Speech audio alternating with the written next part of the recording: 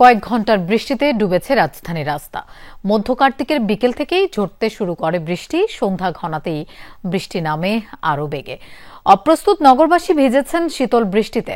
যানজটে বসে অপেক্ষার প্রহর গুনাচ্ছেন অনেকেই, আবার কারো অপেক্ষা ছিল যানবাহনের জন্য। বিজলি কেবলস এর স্কিন কোটেড ইনসুলেশন আগুন প্রতিরোধী। বিজলি কেবলস, নিরাপদ আজীবন।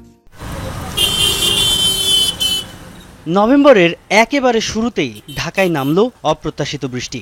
সারাদিনের গরমের পর সন্ধ্যা নামতেই ঝুম বৃষ্টিতে ভিজে গেল শহর।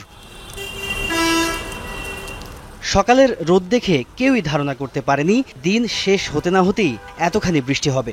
বেশিরভাগ মানুষ বেরিয়েছিলেন প্রস্তুতি ছাড়া, ফলে অফিস থেকে বেরিয়েই ভিজতে হয়েছে। গাড়ি থামিয়ে ঘন্টার পর ঘন্টা অপেক্ষা করতে হয়েছে আকাশ পরিষ্কারের।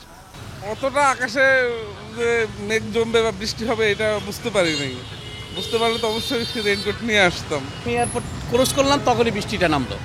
নামার পরে আমি এখানে আর কি দাঁড়াইলাম, 1 ঘন্টা হয়ে গেল। হ্যাঁ, এখন এটা মানে বিশালভাবে জ্যামজটও সৃষ্টি হয়ে গেল। আর মনে হয় যাওয়া হবে না, আমার বাসায় চলে যেতে হবে। ঠান্ডা লাগতেই পারে, সিজন তো এখন প্রায় শেষ। শীতের শুরু, গরমের শেষ, ঋতু চেঞ্জ হচ্ছে না। মাত্র 2 ঘন্টার বৃষ্টি ভাসিয়ে দেয় ঢাকা শহর। ডুবে যায় বেশ কয়েকটি সড়ক। রাস্তায় চলা গাড়িতেও ছিল ধীরগতি।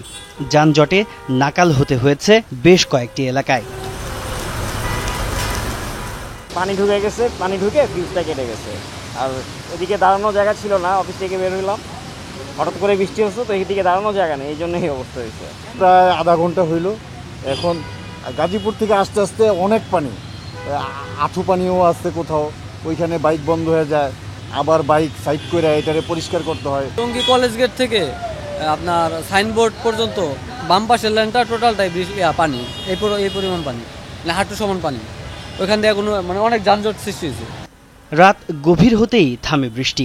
আবহাওয়া অফিস বলছে, কয়েকদিন আগেই ভারতের অন্ধ্রপ্রদেশে দুর্বলভাবে আঘাত হেনেছে ঘূর্ণিঝড় মন্থা, কিন্তু তার প্রভাবে লঘুচাপের সৃষ্টি হচ্ছে বঙ্গোপসাগরে। এ কারণে রোববারও দেশের বিভিন্ন জায়গায় হালকা থেকে মাঝারি বৃষ্টি হতে পারে। তাজনুর ইসলাম, যমুনা নিউজ, ঢাকা।